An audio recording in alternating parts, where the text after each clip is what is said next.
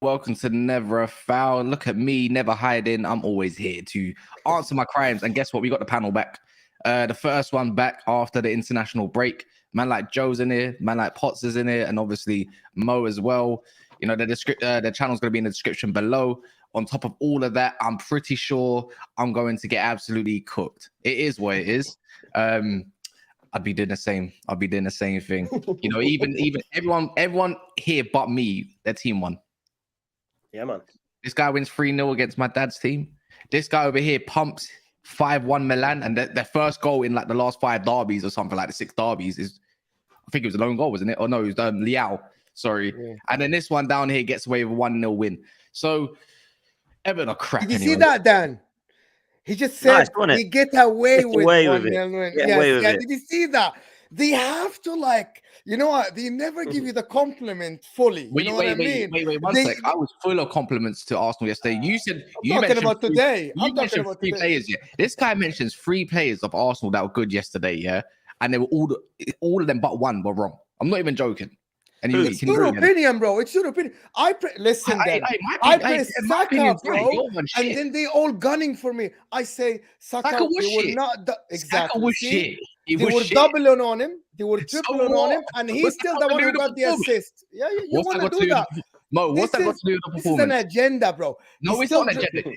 Your name is an agenda. Your name is literally Mo Gender for a reason, yeah? Not Cass Gender, Mo Gender. You can't sit here and just because he got doubled up on and everything doesn't mean that he had a good game. He just got doubled up on and he got dealt with. How does that mean he's had a good game? He got dealt with and he's the one who got the assist. Tell me something. I'm so glad you say that, yeah, because that means Marcus Rashford must be absolutely world fucking class. He must be world class then, because guess what? He still got a goal or an assist in some games, but guess what? He was trash. I'm not saying Saka wasn't bad. Wasn't that bad. Brother, he's not moved. Look, whether you like it or not, yeah. Okay. You know what? Me and you, this is not our show. We have guests, but let's if we're gonna fight, listen. They don't guess no more. Mo Salah was absolutely trash in the first half. Mo Salah was trash in the first half, and in the second half, he got 3 assists. And yeah, brilliant. Come on, do Saka some favors. You guys just want to say that about Saka. That's it. Just because you get a goal and assist doesn't mean you had a good performance. Yeah, it doesn't. But I thought he was good this game. He was connecting all his passes. You could mention anybody else, Mo. You could mention anyone else, yeah. But you have to put it to the one guy, bro. You know what? Who don't get the praise? The other guys. You know, the other guys actually meant something. That actually made the performance what it was. And you can't do it. Because you don't like it. Because guess what? Let me just throw the agenda word because we love doing this. When do I ever have an agenda against Mo Saka? Mo Saka? when do I ever have an agenda against Saka? Do I ever cuss him? I don't know. Do I even cuss him? So how can it be an agenda then? I said Saka was good. Saka was dribbling good. Saka was connecting his passing. Saka was actually a little bit lively than the games before. You want Saka to be world class. You want Saka every game to score a world class goal. To be world class. He's English. I want to win a flipping European trophy. My point is Saka was good. So I praised him. He was better than the game before, and he was better than the game before that. So I praised the guy. You guys didn't like that. No, he didn't. He didn't like that. I just said there's 3 other players or 2 other players. And I mentioned that. I said Raya was really good. Wow. He said no. Man said one shot. This is what I'm saying. This is what I'm saying. I will tell you. I can explain, but you don't want to let me explain. You know what? Anyways, this is beautiful because this is the whole point of this. You really don't want me to explain. The whole point of this. No, we're gonna do it because we're gonna let Potts. He's the Arsenal fan. We got a neutral fan, and then we got the guy who has the worst. Let me come in on this point because I actually, you'll be surprised to know that I'm actually with a little bit of both of you here, right? So, in the 5 games that Saka's had, he's had 6 GAs, right? So goals and assists. For me, he's not even been that great this season, and he's still got that. That just shows how good the kid is, right? He's 21 years old, and the minute he doesn't have this outstanding game, Joe will back me up here because I had this exactly the same thing the other day on my channel. Oh, this kid's not really been that great, is he, so far? What's happened to Saka? what do you expect him to be? A 10 out of 10 every single game? For me, I thought he had one of his worst games against Manchester United. I thought he was poor, really poor against Man United at the Emirates. I didn't think he was poor yesterday, and I heard people saying that he was pants and it was awful and what drivel. I don't think any of the Arsenal players were trash. I thought Everton were pretty trash, if I'm honest. The whole team. Thought they were poor, thought they were negative, thought they were boring, thought they were just defensive. Terrible. A lot of the a lot of the Everton fans that I spoke to were like, we're just done with this Dutch football. I just wish he would play two up front. Just really want to see Calvert-Lewin and that Beto together, but we're not seeing it. It's just nothing changing. It's boring. We're bored of it. We're just walking out of it. I want Graham Potter now. I'm hearing everything, right? So for me, Graham Potter's not going to Everton, is he? He'd be mad to do that. I mean, that's not what they were saying. They were obviously hoping. But I feel personally like the minute Saka doesn't have this outstanding and he's the best player on the pitch, it seems that he's getting highlighted. I don't quite know why. For me, yesterday, I thought that he had an okay game. He wasn't one of the best players on the pitch. I thought Ødegaard was good. He had a lot of running, but I heard people say that he was poor. It's bizarre for me. Trossard, come on. Listen, the left-hand side of Arsenal's team was actually worse than the right-hand side for most of the game until we started to see the goal that was disallowed, which came down from that side. And then we started to see Vieira and Trossard show why they could be two important squad players this season, which is what people have said we haven't got. So for me, I think Fabio Vieira deserves a lot of credit in the starts that he's had so far. I think the contributions from him so far have been good.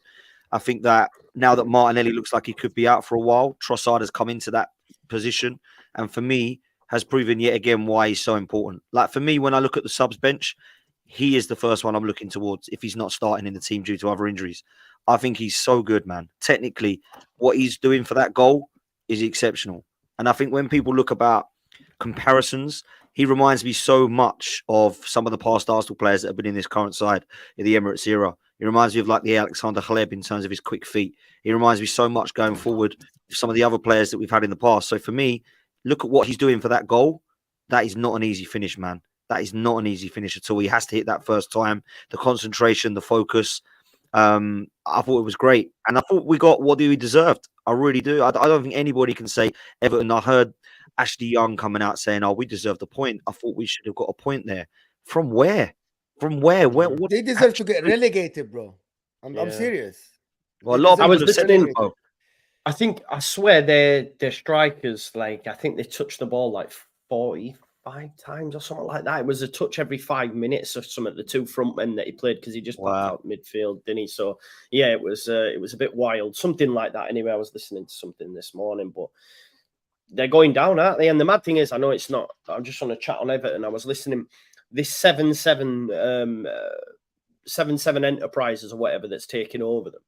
They own or have shares in Standard Liège. Their fans were protesting at the weekend. They own a team in Spain. They own a team in Australia. Basically, they're all in the mud. They're either all being relegated or they're all doing terrible. So if any Everton fans are watching thinking, we're getting new ownership, it don't look good, because every club that they have got, they're all either relegated last season or doing terrible this. So good luck, man.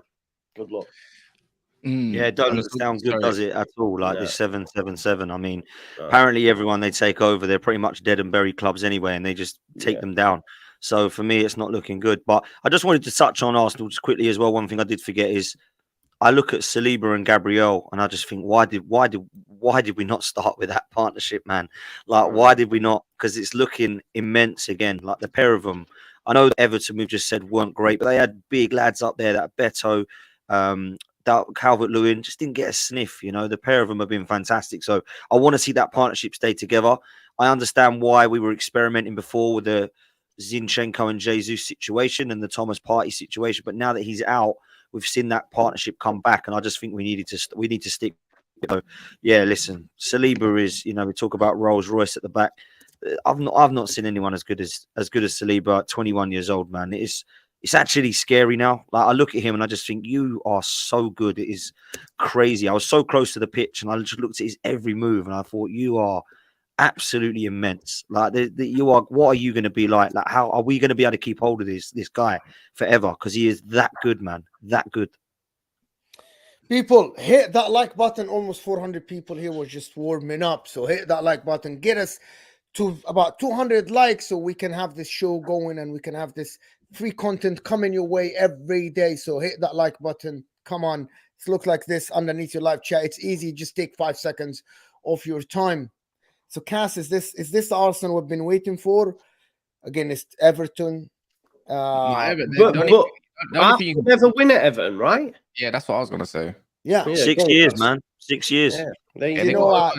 they got over the Merseyside thing. The win's the win. That's Yeah. what matters. If they're playing bad now, then what happens when they play good? Because it will happen eventually.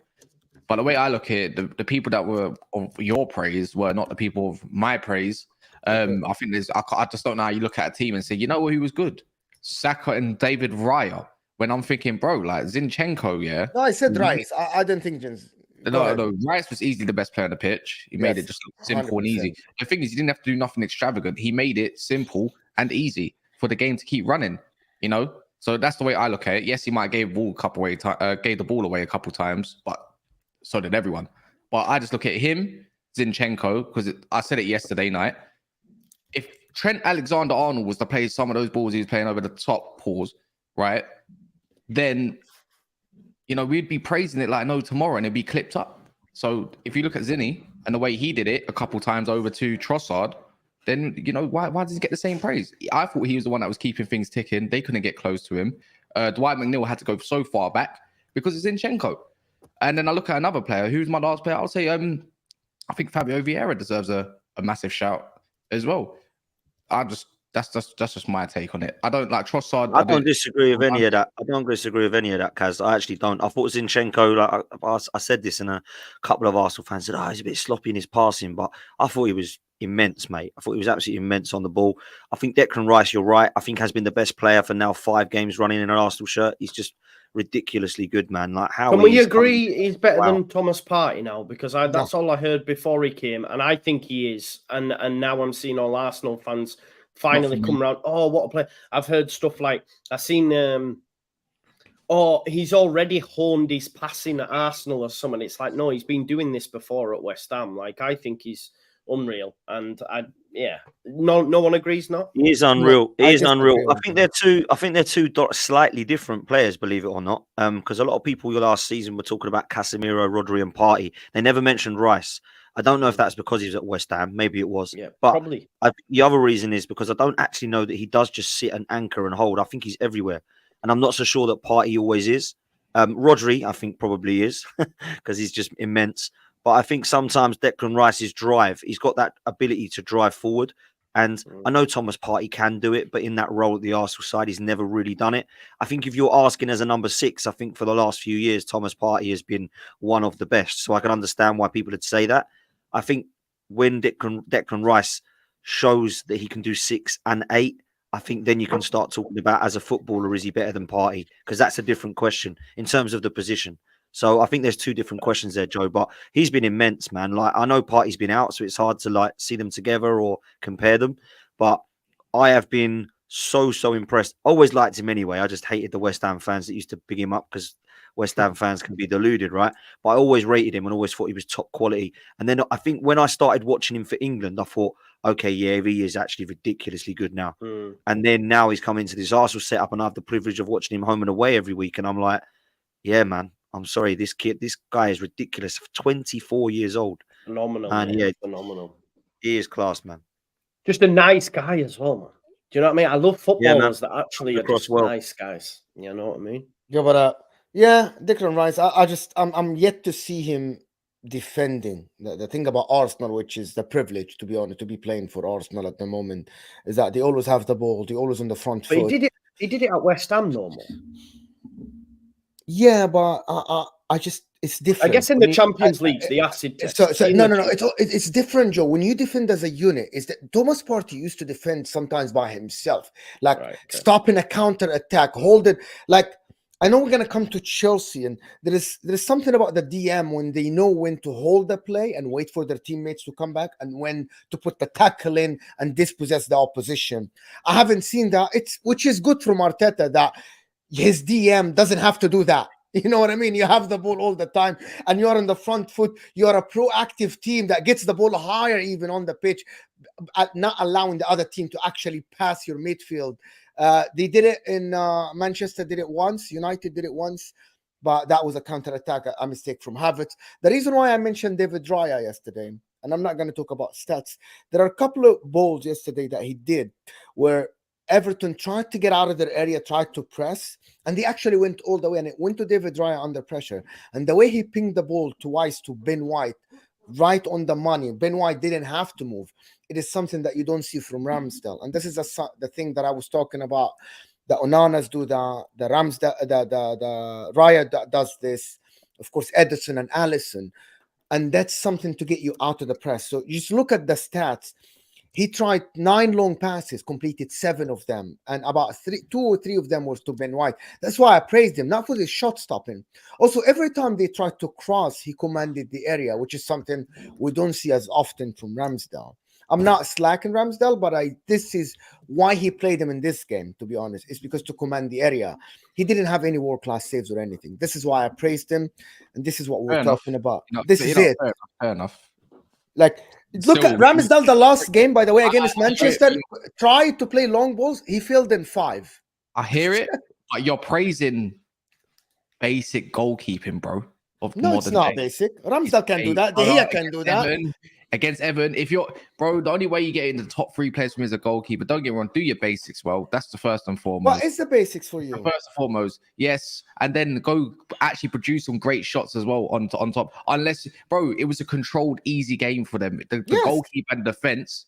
I'm not being funny. Yes, you can say you could be doing prevention from having shots at you, but that's not down to Ryan, man. That was down to what's on the actual pitch. Do any of you actually think this is going to work long term? Because it's going to end up in tears for me. You cannot have 2 number ones. You can't have 2 number ones. 1 year, no, but 1 year it will work, I think. Yeah. After that, it's another conversation. But if you want to be a winner, then cool. You've got 2 bad boy keepers. Who wants to be the best and who wants to be number 1? Ramsdale's 25 anyways. But it's not going to work long term. You're right. Yeah, Arteta's talking about making subs in games, though, right? Like, are we going to get to a situation where he's actually going to, because he said he's bottled it kind of vibe before, but has wanted to. We are going to get to a situation where Arteta actually does change it mid-game, and that becomes normal. But for me, it's not going to be normal, because any keeper that gets subbed off is not going to be happy, because it's not a done thing. And like, what if Ramsdale plays midweek in the Champions League? Who's then coming in for the London Derby, the biggest game of the season? You know, it's just not going to work, man. I think I know why he played. David Raya played yesterday because he's planning to play Ramsdale in the Champions League. And if David Raya didn't play yesterday and didn't play in the Champions League, he's going to look at himself and say, so I'm a Carabao Cup goalkeeper? Is that what it is? I'm a cup keeper? And I think he doesn't accept that. This is what I think happened. And also he proved that the defense didn't have to worry about what's behind him. Normally, when your number 2 comes in goal in the games, your defense and your midfield have to worry about what's behind them. It looked like they're very comfortable passing him the ball, playing the same way. And this is credit to Arsenal, to be honest. I can't wait for the North London derby, man. I'm actually very excited for it. Because there's either one fan base, it's going to get shut up. And it's, when the ones that you have Arsenal have every right. It needs to not be us that needs shutting up. That's for sure. You'll beat them. You look scared a little bit. Now, don't get me wrong. I love it. I'm all good, man. Tottenham wins. I swear down. Algorithms, everything. It's going to be mental. But the thing is, you get the 1-2 little voices like Deji, Jules all piping up again, and it's like, please get put down in your place. But we'll see what Angie's capable of. Faith says Rashi don't even do the bare minimum. Can't compare. I will come to that. We'll come to this. Aya says, Casmo, please get more sensible Arsenal fans like Dan here. Tired of these overly emotional ones that lean overly negative or positive. Who said Dan is sensible? But it's fine. I'm shocked by that, man. I don't always get that, man. The thing is, I'll take it. Thank you. You get Dan, and you have a couple comments say, "Oh, he's too negative" or something like that. You can't please everyone. No. And football's about emotions anyways and expressing yourselves. That's the whole point of YouTube. Zinakul says Arsenal fans can't be taken serious comparing Rice to Rodri. I never did that, man. No one did that, yeah. No one did that. But go on, carry on. When you say no one on his panels did that. Okay. I thought he was aiming that towards me, but go on. Hybrid says if we beat Spurs, we started better than last year. Yeah. Did you? Fact. It's a fact. Is that true? Yeah. Did they not go on like 9 wins in a row? Yeah, no, we have, because we lost to Man United at Old Trafford last year in the first 6 games. Yes. True. You know what? Very true. Craig Lee says, how much do Chelsea need to spend in January to get Champions League? Funny enough, we're about to get onto Chelsea. Can I Funny start us off? Of course you can. Yeah. Pochettino, I need a wild don't- take. I need a wild take, Joe. No, it's not even a wild take, mate. I don't care how many players you've got injured. You cannot spend 1 billion or close to and be bemoaning injuries. You just can't. Regardless of if you've got 12 bodies out. The bench yesterday was full of kids, fair enough. But even still, you shouldn't allow yourself to be put in a situation after spending that much cash. And here's the mad thing. I seen a funny meme yesterday. It was like because we'll talk about Ten Hag as well. But Ten Hag and Pochettino living off their old Champions League runs. Do you know what I mean? And expecting to still be about today. But the mad thing is you just can't bemoan spending that much cash. And as I've always said throughout, these 8-year deals that they're putting these players on are going to come to roost because ultimately we're seeing already early doors that some of them ain't good enough. Some of them aren't going to be able to cut the mustard. So therefore, eventually, they're going to want to go. No one's going to want to pay for their contracts. No one's going to want to take them for the money that Chelsea will want. And it's all going to end in tears. And I absolutely love it. There's also a case to be said, right, that Pochettino is great working with younger players, etc. Dele Alli aside, they were all pretty much well advanced at Spurs. It's a great point, Joe. Is that just a fallacy, mate? Is that just a fallacy? Because you know, I don't understand that either. A lot of people say, "Oh, these young players, these young talented players." Listen, I totally understand that Pochettino did fantastic with a Spurs side who was not an aging Spurs side, right? Harry Kane, I think, was 22 when he came on the scene under Poch, if I'm not mistaken, and none of them were like in their late 30s. Eriksen was 22 as well. Here we go. So at the same time, there was no one really young. That was like, wow, there's no one really old. But wow, this Chelsea side. Okay, I'll give you a wild take. I would think right now they're a bigger banter club than Man United. I honestly do. How can you spend £1 billion and look Let's worse? Not go too far. Let's not go too far. Honestly, I mean, like Man United. Don't burn the section. So no, Man sorry, Man United are a mess, right? We all get it. It's funny, and I think it's hilarious. But I also laughing. I'm not laughing much differently than I am over there because this Chelsea side is hilarious. It hasn't got a centre forward that I think is going to score any goals, and it spent £1 billion. And actually, what it's done is put a worse. I think they highlighted on Match of the Day. Their bench was worse than Bournemouth's bench last night. They actually stated that means they spent £1 billion on an 11-player man squad, or is it 12, 13 players that they've got? This is mad. Now, I understand, right? Trust me. Like, there's a lot of injuries they've got. Reece James, Badiashile, Fofana. So they've got players at the back. But when you spend that much money, I'm with Joe. There's only so much you can sit and say, give them time. They need to gel. I get all this. But actually, are they... Okay, let me ask you, Kaz, as a Man United fan. Do you look at any of their players and go, whoa, we got to be careful of him? Because it weren't long ago when they were spending billions of pounds and I was going... Right, keep Drogba quiet. I don't really fancy going up against Hazard today. Christ, they've got Essien and Ballack in the middle, plus Lampard. They've got John Terry and Carvalho at the back, Ashley Cole at left back. This is a Chelsea side that spent £1 billion, and I go, Caicedo looks really good. Now I'm struggling. And I'm not even joking.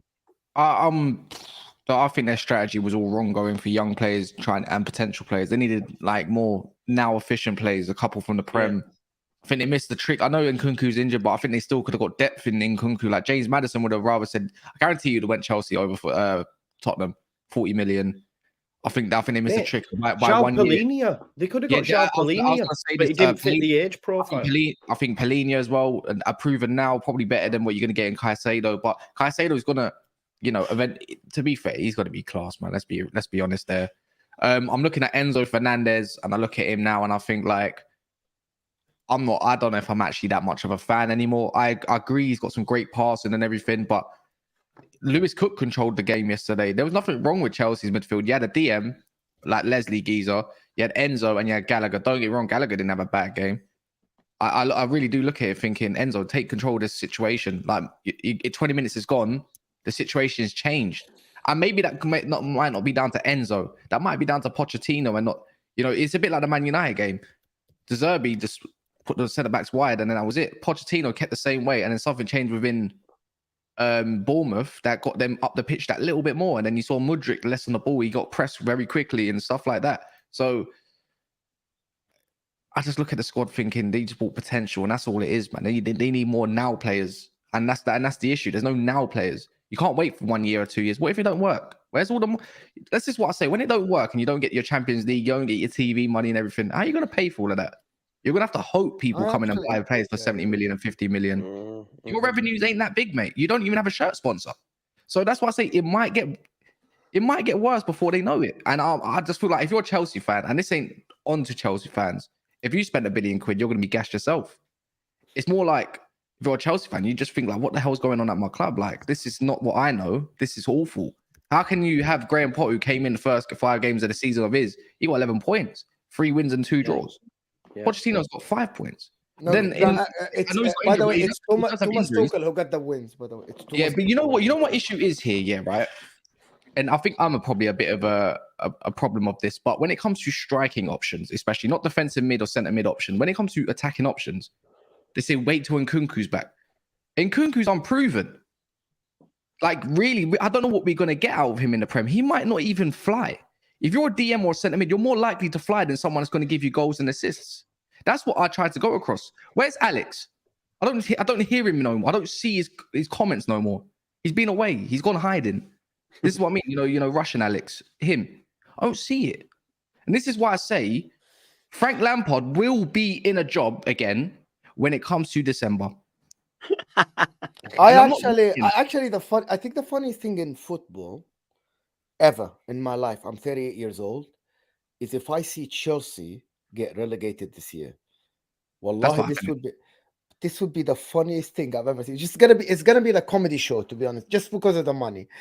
However, I just want, like, about Chelsea, to be honest, Pochettino gave the people what they wanted yesterday. He played Mudryk as a left winger. He did what they wanted. They didn't play Chilwell for whatever reason. And it's not on Mudryk, by the way, yesterday's result. And it's not on Jackson. And it's not on nobody. It's on the club. Pochettino is trying. People are going to tell you he's trying the wrong things. Chilwell came as a left back and he didn't produce anything, to be honest. And if anybody watched the game, nothing. I know Cass was watching Man United. Jackson looks awful, mate. Oh no, that was Jackson looks awful as well. So Jackson looks like he's starving for service, and every time he got the ball, he's trying so hard because there's so much pressure, and that's what you get when Chelsea, when you have that much of a young team, there's a lot of pressure on these young kids to deliver. Enzo Fernandez yesterday didn't look good because he feels the pressure. He feels like, I am the price. I need to deliver. I'm the World Cup winner. People are asking me to do this. People are asking me to do that. And I think that's not healthy for the club. 4 of their bench, as Joe said, Dan said, yesterday, they didn't have pictures on Google. Believe it or not, after spending $1 billion, really, they didn't have pictures on Google. Like if you open who scored, or you open Google and you put the lineup for Chelsea, I think 4 players didn't have pictures. No pictures on Google. So they're not unknown people. It's ridiculous, of course. This is absolutely nuts, ridiculous. Yeah, long may it continue. It's not a hate for the club. It's a hate for what they did. Wallahi, I don't hate Chelsea. Like, to be honest, Chelsea was one of my clubs when, I liked Chelsea when Mourinho was coaching because it was the underdog against Wenger and Alex Ferguson and all this stuff. But what they did in the last 18 months or 12 months is something unheard of. And it has to fail. For the good of football, it has to fail. Otherwise, every club owner will sell the club to their nephew, right? Wipe the debt clean, and their nephew can spend $1 billion thinking that it's going to work. I think this has to fail. That squad, I know they got injuries, but that squad's still better. That squad was still good enough to go and beat Bournemouth. Do you get what I mean? That 11 should be beating Bournemouth one shape. I actually disagree with you, but fine. No, I have to say it. No, bro. Don't get me wrong. You've got Christie and Cook are decent players. I like Bournemouth squad. I'm looking at it, but their defense is still poor. Kelly is a hot and cold player. Yeah, he's a hot and cold player. Their front three, that Utara Django shit. Like the defense, Lanky is their only force going forward. I actually like Clivert and that. And I like the fact that that Brooks is back as well after that long. Like they had a good bench. Don't get me wrong. But you shouldn't be thinking, Bournemouth away is going to be tough. They beat them even under Graham Potter 3-0, if I'm correct, last season. They've beaten their like the last 5 trips. We shouldn't, as teams like Arsenal, Man United, and they say, "Oh, I don't know if I'm going to go get a result at Bournemouth." Come on, man. But that's Chelsea, though. That's not. That's not Arsenal. That's not Liverpool. Chelsea fans. The mad thing is, though, Chelsea's fixture. I'm just gonna ask us something. Do you think this Man United goes to Bournemouth and it's guaranteed a result? I can't lie.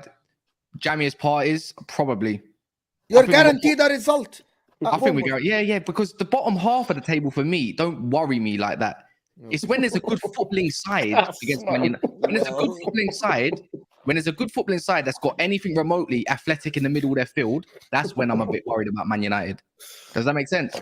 I'm not going to go into every game with a defeatist mentality. What is this? No. Well, I'm not asking you. No. I'm asking you to back your club. I'm asking you to be objective. Like, to be objective. This Chelsea team going to Bournemouth, I felt that the Bournemouth players and the Bournemouth coach felt from the first minute, listen, we can win this. We can open up this game. This Chelsea side is not that good. They literally left space for Chelsea. Chelsea didn't take their chances, but Bournemouth knew that they will get their chances, and they did get their chance. Who was closer to the win? Who had the more? If it wasn't for Sanchez, Chelsea would have lost. No. I have to disagree. First half, Sterling had a couple chances, to be fair. He didn't even hit the target. Yeah, but you said who should have won, but it doesn't mean anything. Mudryk, I think there was one chance where Mudryk could have hit earlier. I think he took a touch. It was decent, but he could have hit earlier. The problem, Cass, you're not listening to what I'm saying. They didn't hit the target, so that's down to the quality. All of applying pressure, but they didn't do nothing with the pressure. Yeah, like there were blocks. You can even say they were defending for their lives, block after block after block. The woodwork. Sterling hit the woodwork. I think this one is the one that I can remember. Yes, it was a free kick. I don't think it was a free kick, but it was given. Whatever. But I think other than this, if you put me or you put my nephew or you put my cousin in front of the goal and you tell me that you got the chances, Sterling in the first half inside the 6 didn't even hit the frame. Mudryk had a wide open thing, didn't hit the frame. Your key word. I get what you're saying. It's a chance, but it didn't take a save from Neto to save that chance. They fluffed their line by themselves. Jackson did fluff his line. My point is, Bournemouth hit the target a couple of times or 3 times, and it took a save from Sanchez. I get what you're saying. Jackson did hit the woodwork. I think there's one where he forced Neto to save bottom bins. I think it was a very good save. It was a hand, like Neto had a hand like this. Yeah, but I'm just saying you can't. I don't recall, other than the Sanchez thing through Utara. I think it was. Like, Solanke had 2 chances. Yeah, but it wasn't clear cut like that, man. Like, if we're being honest, Chelsea could have won that game with ease, and we'd be having another conversation about Poch managed with what he's got and all this crap, but we're not. Can I go ahead?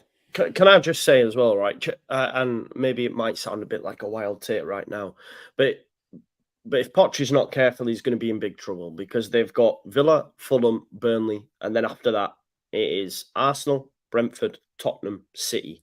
So if you ain't getting points in the next 3, it's going to be long. You're going to struggle. What did I say? December. Exactly. That takes us up to December. He might not even get time for Nkunku to return, because if he's not careful, like a point a game gets you 38. It's not quite the 40 mark, so you might get relegated. You know what I mean? You need to fix that. They won't get relegated. No, of course, I'm joking. But what I'm saying is they need it to turn quick, because they're not getting anything at Arsenal, Brentford, Tottenham, and City on current form for me.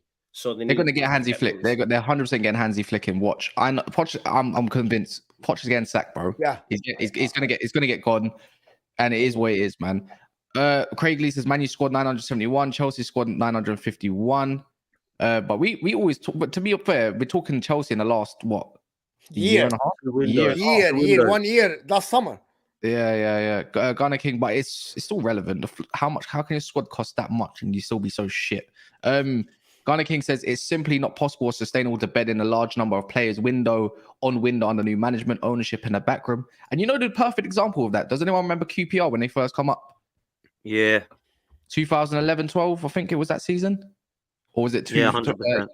How many players did they change the whole squad? Yeah, the year they got Nidomono on. Nottingham Forest. Nottingham Forest nearly got the same treatment because of the same thing. Too many new players to bed in. Gavin says buying 1 year Brighton stars not good for Chelsea.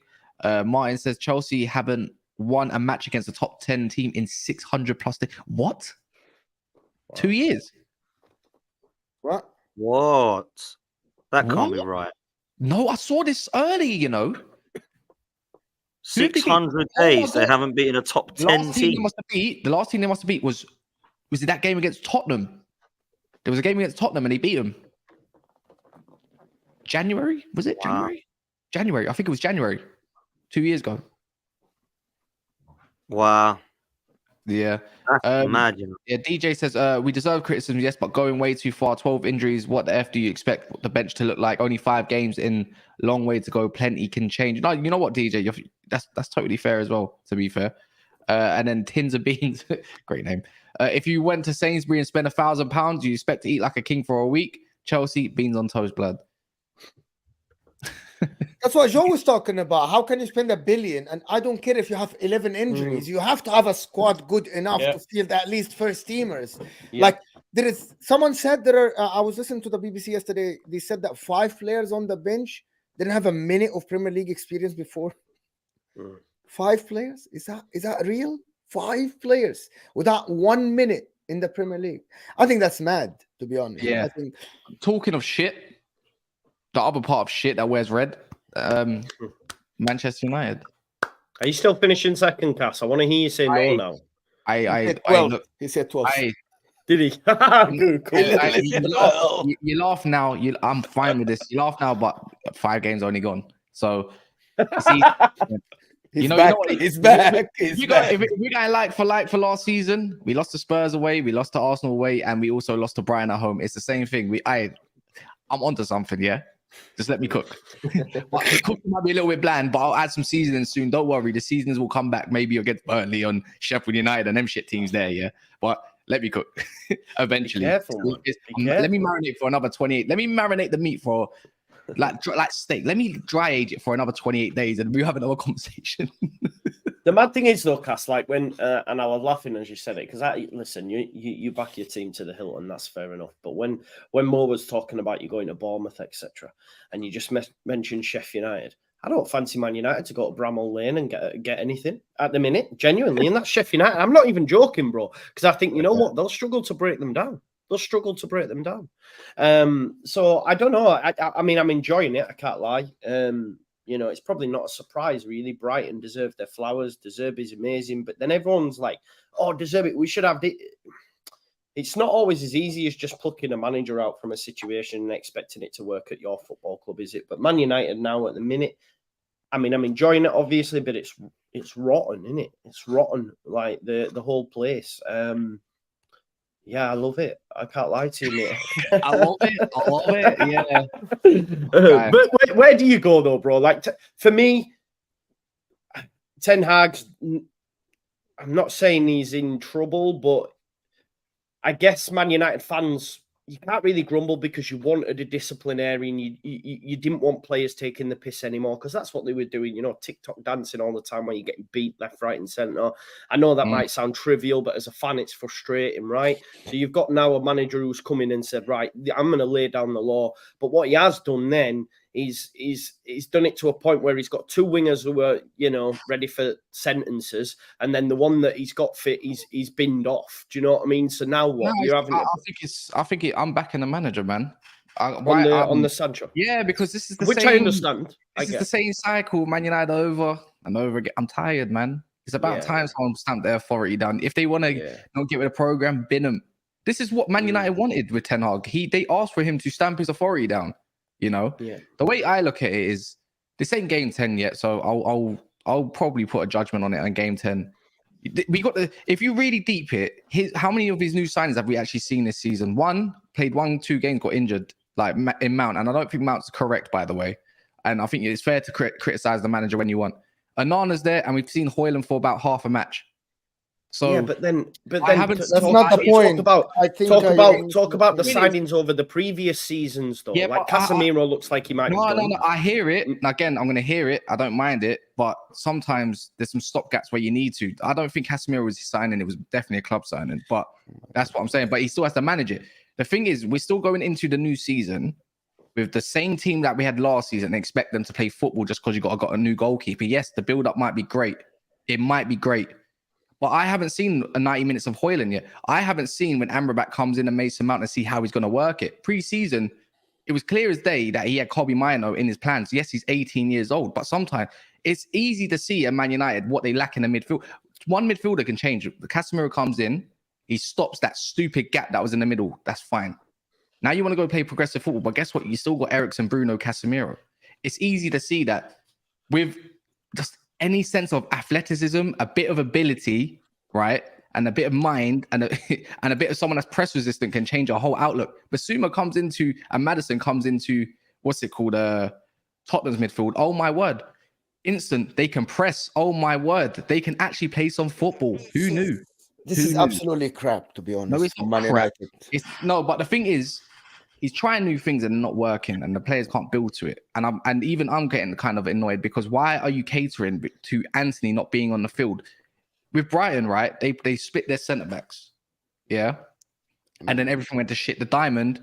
Now you're gonna play wide. We're gonna force Eriksen to go wider. We're gonna force Bruno to go play wider and deeper. That's exactly what they did. Danny Welbeck can't play as a false nine a little bit. It will provide a lot of freedom for the midfield and build up. What I don't understand there is if they done that, you never even needed to do that. Just play Pelestri, another outlet. Because if they've done that, that means you can press them as a front three, not two and then one in the middle. Because all they're doing is bypassing every time. And you got out coached by De Zerbi. I'm not gonna go into that deeper, right? I'm just gonna ask you a couple of questions to get you to the conclusion, which is why Erik ten Hag should get sacked and maybe get 5 more games. I'm gonna get you to the conclusion. You're a Man United fan, Cass, and you're gonna defend your manager because you see authority, right? But I'm gonna ask you a couple of questions. It's a yes or no question. Do you believe if Pep, Jurgen Klopp, or De Zerbi go to Man United tomorrow, we will see an impact or a style of play that we like or people that watch football like within a week or two? Not with this current squad that's currently available. So to respond to that, Jurgen Klopp went to Liverpool with the Morenos, with the I think they had Skirtle, and they had this and that. They had Ricky Lambert, and they still in the first game. And I remember that I saw Liverpool running like headless chicken, but I saw what he is trying to do. That was 2015 when he joined. The first game he played, right away they made terrible mistakes, but I saw what he was trying to do. With Pep Guardiola, he had to defend Stones. He had to defend his players because he wanted a style of play, and they kept making mistakes the first season. But we saw what he's trying to do. Arteta tried to do it with Arsenal, but the players weren't responding. But we can see what he's trying to do. The Zerbi is doing it. The recent one is Ange Postecoglou. Right away from the first preseason game, we saw what he's trying to do. He has shit players. He has the Richardson's son is not in form. He had terrible players, right? My problem with Ten Hag isn't that the players aren't doing what he wants, is that I can't see what he wants to do. Man United fans keep telling us that these are not his players, but I want to see something that I say, oh yeah, when you get your player, he's going to do this thing better than the player he has now. My thing about Man United is that it was masked last year. You actually last year was good at home and getting results, but it was masked with the cup and the final that you got into and the third. But now I'm seeing it in 5 games. I cannot put my hand on what is Man United. Even Chelsea look better than Man United because they have, I'm sorry to say that, because I want Chelsea to fail just because of the model they have. But they have a Pochettino in preseason did something, tried to do. He is trying to do now. He's trying to suffocate him. He's trying to do that. But I don't see it with Ten Hag. I get what you're saying, Kaz.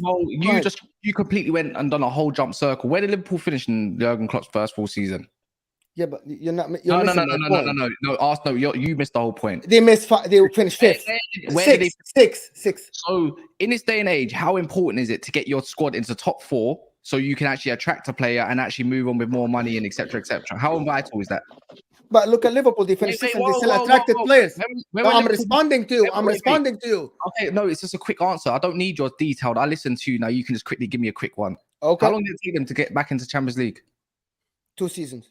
2 seasons. 2 seasons, yeah? Sorry, 2 seasons. 1.5 seasons exactly, because he came in the middle of the season. He lost it as well. They came in October a little bit late, and he got his first signing in, I think, January. I think it was Marko Grujic, if I'm being honest, in January. It took a while, but it took some while, yeah? That's cool. Where were Liverpool before? They were, in the 3 years before, they were shit. So they've actually got a lot of time to build because they've seen so much shit, they can build their thing. The thing is with Man United, the difference is you have to win now. because that's the standards. In the last 10 years, it don't matter. You have to get wins now.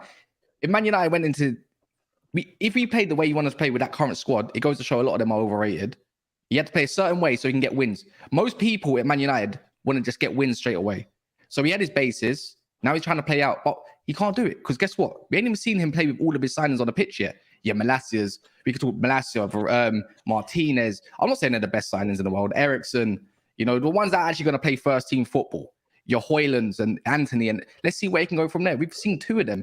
He's trying to play football. Yeah, but Anthony's not his shit. No, but he's shit. But let's wait for him to get on the pitch with the other signings and see what he wants to do so we can have a base of an idea. He's trying to do ideas and make do with what he's got at the moment. It's not pretty. What are the ideas? That's my problem. What are the ideas? This is where I wanted to come in, man. The thing is, he goes back to playing a shitty little 4-2-3-1, right, where it's a bit more rigid and a bit more not proactive, right? You lot will still complain. It's not sustainable. It's not this, that, and the other. See, there's no winning with this. This is why I say wait for the manager, because guess what? Any manager that comes into this team, Nagelsmann, who's available, Hansi Flick, and this is not even me. I'm not defending the manager, but I can criticize him. I can criticize him. That 3-1 Brighton, that's not good enough. Yeah, that's shit. But I'm saying it don't matter what manager comes into this current squad, you're not getting the same. You're gonna get the same result. That's the difference. People don't understand this. You can chop and change managers all you like, but you're not going to get it unless you have your signings on the pitch. And I'm going to revert back to it because we love doing this. Second year, Arteta, they wanted Arteta out, bro. Guess what? This is the perfect. Why Arsenal and Arteta is the perfect example when you give a manager time and let him get his signings in. Eventually, chop the players that you need to, fuck them right off, and put your stamp. That's exactly what Arteta did, and that's why you got to rate Arteta for what he does. Because guess what? The first season, I think Lee saw it. I think Gunnar Lee was the one to see it. At the first start of the season, he says, he's got his players in. This is different. There's something different. He's getting his players in. Let's wait and see. Let him cook. He cooked. So what let now? Let me come in there. Let me come in there, right? Because you meant to sack a manager because it went. Sorry, Dan, yeah? Because this is my last point. That's cool. Go on, man. When there's good times, you're so quick to jump on the bandwagon and be shameless and be everything. Oh, look at my manager, this, that. But when there's a few shitty results, you're quick to say, get him out the fucking door. What is this, bruv? I'm not a Chelsea fan. I'll be Chelsea. This is why I say people like Man United fans on Twitter mainly, right? But they're still fans, are deluded fuckers because they don't know what's good when it's in front of their face because they want now. You're not going to win a league this year anyways. So who gives a fuck if you get second, third, or fourth? It's the same shit. Be patient. If you can't be patient, go support another team, bro, because that's what it's going to require, because this is how shit this is. Every time we lose, we talk about one thing, fucking Glazers. It's annoying. This fan base don't know patience anymore. For me, this is sounding very similar to Arsenal in 2020. Very, very similar. Ten Hag won a trophy in his first year. Guess what? Not his team. So did Mikel Arteta, right? Mikel Arteta won a trophy with an Unai Emery team. Ten Hag has won a trophy with Ole Gunnar Solskjaer or Rangnick or whatever the hell you want to call it team. So that's very similar to start with. We're not seeing a style of play. We weren't seeing a style of play for a good couple of seasons under Mikel Arteta, and then we were told he didn't have his players in. The problem I've got, where I can't see a comparison, is that Ten Hag actually wants most of these players that he's got in. The problem is there's no scouting at Manchester United past Ajax. So above Ten Hag, there needs to be something changing that's helping him along the way. And I can't see what that is. Because at the moment, it's like, I want the Ajax keeper, Onana. I know he was obviously in Milan, but he was at Ajax. I want Lisandro Martinez, Ajax. I want Anthony, Ajax. Let's go in the middle. Who else have we got? Oh, Casemiro. Yeah, he wasn't at Ajax, but... Bro, they tried to get Ramos as well. Ramos came out and said that, right? So that's it. For me, that's a similar sort of Casemiro type thing. For me, it's this similar. It's either Ajax or guys that are on the end, towards the end of their careers. Yeah. And the thing is, Joe, as well, right? I said this before the ball was kicked. United might be in trouble this season. No, they won't. They're going to go for Man City at the top. All right, cool. I know you all want that, but trust me, you're not. I look at your squad. It ain't strong enough. It's nowhere near strong enough. You've got injuries. Now you're playing kids again because there's no depth at all. You've got Wan-Bissaka out now. That means Dallow's going to have to play. Who's now playing at left back? You know, with Malacia and Shaw out or whatever it is. And then in the middle, you've got to play Evans and Maguire. Like, I see Evans and Maguire coming on the Emirates. It's game week 4. What the hell's going on? This is not a strong enough side.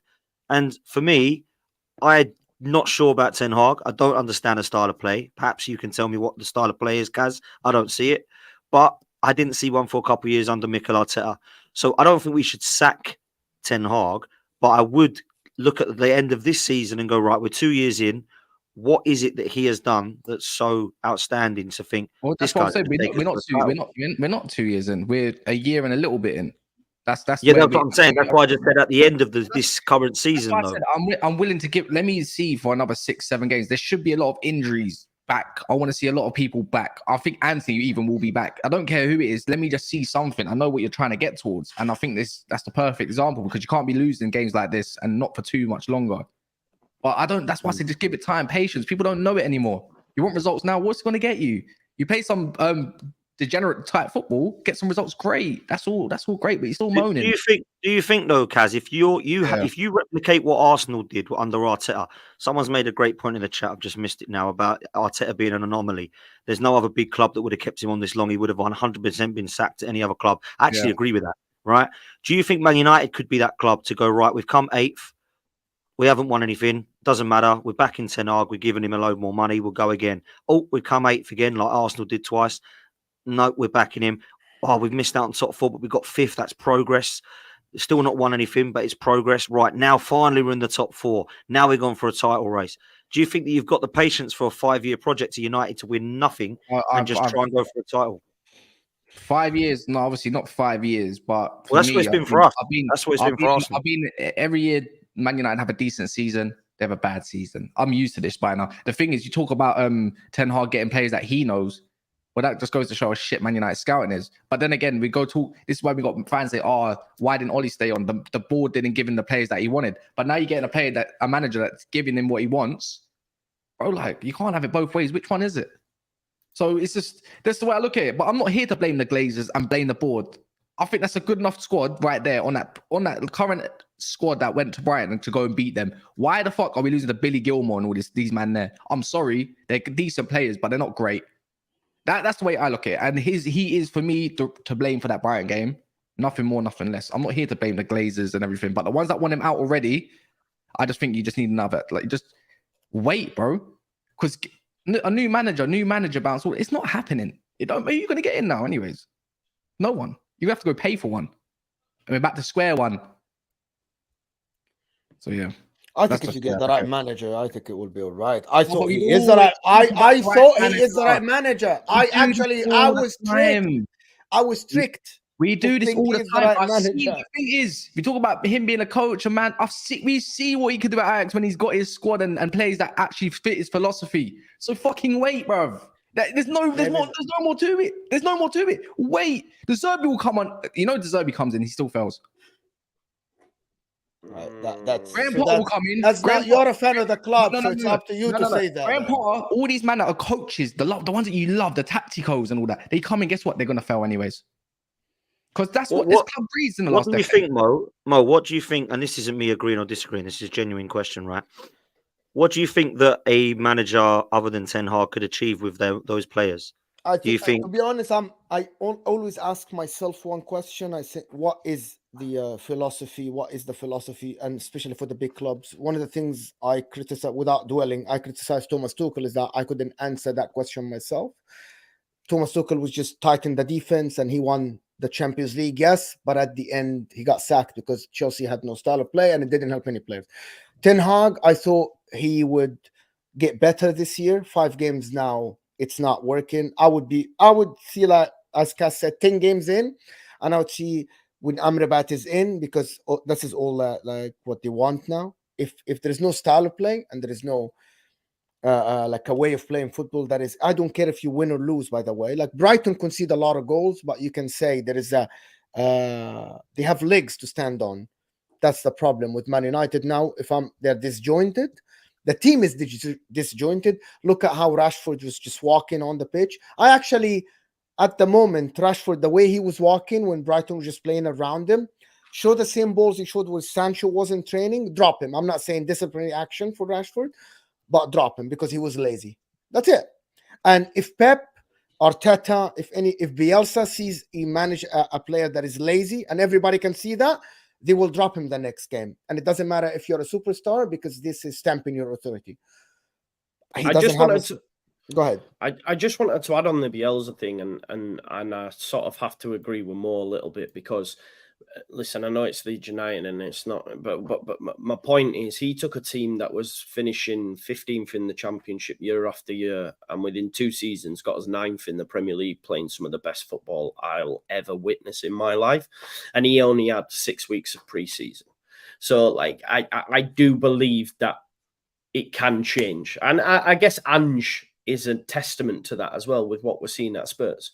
So I sort of have to agree. But it's nice when there's no pressure, though, is there? So you're saying because of Man United, there's a lot of pressure always to win. Bro, don't matter who takes charge or whoever wears the shirt, the pressure's instant, bro. Instant. This is the difference between my club and your club, Mo. Well, don't say that because our club is No, yeah, managers no, after no, 6 no. games. No, Yeah, you just don't know because you don't follow the media. But yeah, don't but don't our say club and your that. club's different. Like you can chop and change. You can finish 5th and 6th in your thing and all this shit. No, we sack manager after No, 6 no. games when they lose 5 games. I can't This lie, is but what you're we do. that's I think anyone gets sacked after that. Even Crystal Palace sacked their manager after what Frank de Boer after how long? Like, and that's Crystal Yeah, Palace. Frank de Boer lost. Yeah. We I'm literally just sacked saying, Frank there's de Boer. instant pressure, bro, and you have to get results one way or another. Hey, the problem is, Cass, this is Andy's why great. you were patient last year, Cass, because he was getting results. So that's our point is here. It's But either you get a result or you show us a style of play. He's doing neither. He's doing neither now. To say the sacking 5 games into the same Not teams you 5. lose I'll to. say 10 games. Yeah, this is what I'm saying. It's too little. I'm waiting. It's not hard to see because we're gonna talk on Liverpool now, right? Yeah. And look Let at me them. do that. Guys, hit that Oh, before man. we go on to Liverpool, please. There is about 800 of you here, so hit that like button for us. Guys, come on. The like button, give us to 300, 400 likes. It looks like this underneath your live chat. Big up to Ahmed Suleiman that was with us yesterday, a member of the channel that just gifted 5 memberships to the people. I don't know who got them, but big up Ahmed. Thank you, Ahmed, for the donation to the channel. Of course, King Stash is saying Manchester United will win the league in Interstellar, the parallel universe. I just watched Interstellar again. What a great movie, by the way. Yeah. Don't watch it. If you want your mind to be loopy for a few days, don't watch it. Anyway, Ted Bakes is saying you can cook Cass, but unfortunately, we are turning into a more expensive Spurs. 10 years of the same cycle. Old Trafford smells like a food bin. It smells like piss. It does. Mr. Link, smash the likes. You never walk alone. Showing my face for Cass. People are gunning for him. Yes. Yeah, I bet. But moving on to Liverpool, this is what I say, right? When you add some decent profiles into whatever you want, right? We saw Liverpool last year: Henderson, Fabinho, and Thiago / who else? Who else was it? Was it what? Navigator. Milner. They change a midfield 3, and all of a sudden they're beating teams again, like the way Liverpool used to. Not perfect, but look what they're doing. This is the difference when you add a little bit of athleticism and legs in the midfield. That is the difference that's how night and day is. The thing is, their attack. It's always been like that, to be fair. But look what happens when you change the midfield. This is what I'm saying. Wolves last year, I think they lost to them for 1. I think they lost to them, if I'm being correct, but they beat them in the cup. But now they go there and they smash them 3-1. This is the difference when you change up a midfield. So that's why I say wait for it for Ten Hag. But credit to Liverpool, they came back and they smashed them. That second half was a great display. You know, Szoboszlai was different levels second half. Who? Great. Szoboszlai, great. I got to bring up Curtis Jones. I'll be real, under the radar player. Yeah, I said that. People say player. Curtis Jones. They don't. Cass said it. Cass, say it again. Say it how fans do these days. See, it's obviously you want to highlight the new shiny toy that's in your club because you want to big it up and protect it. But he wasn't the best man in that midfield. It was Curtis Jones, attacking, defending. I think Szoboszlai put on a bit of an engine, which I did say he had, by the way, in pre-season. If you go watch him, but Curtis Jones was keeping it together as much as possible until the moment came, and that moment came obviously in the second half. I think in the 63rd minute. Through Gakpo. He had an awful game where he scored. After that, it started clicking. The substitutions for me changed the game. Nunes and Diaz changed the whole dynamics. And then Elliott comes on and changed. And I don't know what it is, but Elliott and Nunes have got this, I don't know, like maybe this slide partnership when they play with Salah. Like it clicks more than anything else. Jota on the left was awful. but they won the game, and I think they won, and they deserved it in the end. Wolves were terrible, man. In the second half, first half they were great. Sounds a bit similar to someone's clubs in here, mine. But yeah, that's it. Can we? I think Liverpool. I think Liverpool. We're. It sounds hard because it sounds harsh because obviously they've had a good start. They're up there with all the others. Unbeaten in 16. There's just something about them that I don't see. Wow. And I understand that they've got injuries at the back and the back four is not what they want it to be, right? I get that. I just thought Wolves could have, or a better side, let's be fair. Wolves' finishing was abysmal. It could have been out of sight, 2 or 3-0. You know, Pedro Neto had them on absolute toast. And he's a baller, by the way. I've always said if he stayed fit, he'd be quality. But he just can't stay fit. I mean, you cross the perfect ball to Cunha and he does that. I don't know what you want me to say. But Liverpool, for me, I think they're due an absolute hammering soon. I really do. They can score goals, but my God, they look a shambles. And I hate to say it, it might be Tottenham that do that to them because the way that they're playing at the moment doesn't look like that they're going to struggle. And I don't think Tottenham are anything to worry about. Don't get me wrong. I don't think their squad's anywhere near strong enough. I know they've got 1 game a week, but I think they're a centre-back injury away from crisis again.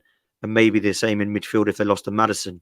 But as long as they've got those players fit, I actually fancy Tottenham to do well against Liverpool. Really? I just think with Liverpool, yeah, man. Don't you think you've been a bit harsh because Van Dijk's out not by injury, by the way, they played this 20-year-old kid, right, called Kwanzaa, who I think is wow. He's got if he keeps on the way he keeps on, that is a good future right there. Unfortunate, you talk about injury, there was one, but luckily they had one that's just come back in Kanate. Kanate's out, Van Dijk's out. We all know they need a centre back, but the fact that they've kept it together with a makeshift back four without even Trent in the side and still go win 3-1, I slightly think you might be doing them a little bit of a disservice. Do you think they look defensively sorted though, or do you understand where I'm coming from? They score goals, but for me, I don't look at them and think, yeah, they're going to be fine, man, Liverpool, because look at them. They look so solid. They don't look like they can be beaten. I don't see them losing games soon. They've gone on this unbeaten run, which is great and it's impressive. I see us do that 22 games under Emery and we come 5th. So I just don't feel personally like Liverpool are this team that people have wanted to gas them up the whole time. I still think they're massively lacking only 2 things that can actually put them in a potential title race.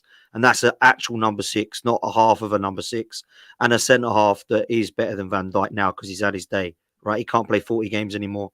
Then I'm looking at Liverpool differently, thinking, do you know what? If you put like Van Dijk of old and N'Golo Kante in their side, you're talking about Liverpool being serious because they can do everything up top. But at the back, I'm struggling. And at the moment, they look so open and so beatable at the back. Wolves are not a great side, right? They're not, in my opinion. But maybe I'm alone here. The chat are disagreeing. Fair. Maybe I'm proved wrong and Liverpool go win the league. I just don't see this at all, personally. No.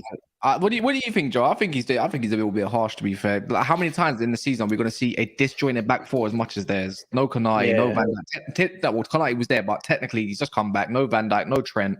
You know, and they're in their bare bones. You know, and they still win. No, I have to agree with yourself, Cass. To be honest, mate, I think that they're still yet to properly click into gear as well. I think when they do eventually click into gear, it was like night and day the first and the second half. Props to Mo Salah as well because he just continues all right. He's not scoring the goals anymore, but he's now laying on and being a creator, if you like. You know what I mean? Like Mo said, 3 assists, really. I know he didn't get the third because of the deflection, but I mean, that's poor. I don't know. They just hate him because he's Egyptian, bro. Yeah, maybe. That's the one, Mo. That's definitely the one. Yeah. No, because for real, is this? I thought that the goal it's clearly an assist, right? Because it's clearly a deflection. I thought so. But I think even just like in the second half, I'm not sure about Alexis McAllister deeper. I thought when Szoboszlai went there, it was much better, as I say. And I just think when he gets it right, they're gonna get it right. And I think, listen, I'm not saying anyone's gonna win the title, and I'm not, but I'm happier because it means more than just Arsenal's going to be in with a shout. I think Liverpool and Arsenal will try to run City close. And, you know, a couple of weeks back, we were thinking City were out of here. They probably still are, but at least there's 2 clubs now that might run them close. Tottenham. That's the positive. So I think Liverpool will be up there 100%. I'm being sarcastic. No. Right. Okay. So Dan, you spoke about Spurs and stuff. You don't think that if Spurs goes and gets a result at the Emirates, they deserve a shout for being second or third?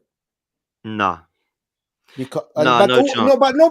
But nobody gave you a chance last year in the beginning of the season when you won about 8 games out of 9 or 7 games out of 8 or something. So why not give them that? I don't believe that Tottenham have a title in them, a title race challenge in them. Sorry. Just a title in them ever. Like, exactly. There's that as well. But I just look at Tottenham and I think that Ange Postecoglou deserves an unbelievable amount of credit. I think the James Maddison signing is one of the best so far that I've seen, and I was crying out for him. And Arsenal told me that we got Havertz, we don't need him. But for me, I'd have taken him all day long. Listen, I personally don't see Tottenham going for Man City like Arsenal did last season. And the reason I say that is because although we didn't have strength in depth to finish above Manchester City, if we didn't, how the hell have they? I mean, you look at their bench. They are literally a Basuma injury away from Oliver Skip or Højbjerg coming back in. We know that got them 8th last season. They are an injury away from James Maddison. Who's that? Is it Lo Celso? He's their backup? No. Up top, but they fit in. Forward. They fit in like the Serbi's kind of system. Like I seen Basuma, like when he's come off, or same. Like I'm not being funny, but Sargo's there done the same basic job. Okay. And then let me ask you this then. Let me ask you this then. Let me ask you this. This is what happened. This is what happens. Last season it was 6 games. Oh, calm down, Arsenal fans. Calm yourselves down, Arsenal fans. Now it's 6 games with Spurs. Oh, I tell you what, this is looking good for Tottenham. Where the hell has this come from? I don't get this. We're being told to calm down last season in 15 games. It's only 15 games, Arsenal. Wait till after Christmas. Wait till the World Cup. Wait till this. It's only March, Arsenal. Calm down. Listen, with Tottenham, 5 games. Tell you what, I never said they'll win the league. I'm not saying you, Mo, but I never said they win the league. I said they deserve a shout for the top 4 to be close. No, you know what? They deserve a shout. They won't win on the weekend, though. They facts. won't beat Arsenal at Emirates, I don't think. You know, good game, but they won't beat them. We hate Arsenal. That's why we feel sorry for Tottenham. There is a hatred for us, and I don't care. And our fan base, some of us deserve it because we are a deluded bunch at times, right? But I don't feel personally like this love for Tottenham is. I think it's wow, Tottenham are doing well. Not, I tell you what, they could be right up there. They beat Arsenal. I think they're the biggest City's challengers, and I'm hearing that, and I'm thinking, really? Yeah. But apparently, everyone's now. But then I question Liverpool, and they're up there. Everybody's up there this season now. Why is this hope? Just someone please beat City. That's what it is. I'm sure it is. I don't think we're going to get close to them. I don't think Liverpool are going to get close to them. I certainly don't think that Tottenham are. Like I don't know. For me, I think Liverpool and Arsenal will finish above Tottenham still, and obviously I think Man City will win the league. So I'm putting Tottenham in a race for Europe. I'm not putting them in a title race. That's just me though. Maybe they can do it. No title race for me, but second or third. I like what you did there though, Mo. It nearly worked. We're gonna wrap up there as well. Tonight we're gonna be talking on a few things. Actually, it's gonna be heavily City motivated, but I would say it includes obviously other teams as well. What can be done about it? So yeah, man, that's might have some fun. But if not, it'll be something else. But big up to Joe. If you stay on here, it will go to Joe's channel, and he's gonna go live and just see how he talks about his club and everything surrounding obviously the champ. It'll be good to just see a lot of you in Joe's channel and just see how you find it. A different team that isn't your own. And then tell me if he gasses them up, because if he comes out, I swear that's it. I need you lot to be keeping eyes. But yeah, man, big up Dan as well. You'll find him on 12th Man Football Podcast. Everyone's there. Everyone and the man as well, Lawless. So yeah, man. Their channel's going to be in the description below, and we'll be back tonight. And I'm talking tonight, I mean midnight. So yeah, man, big up yourselves. Enjoy it. And we're out.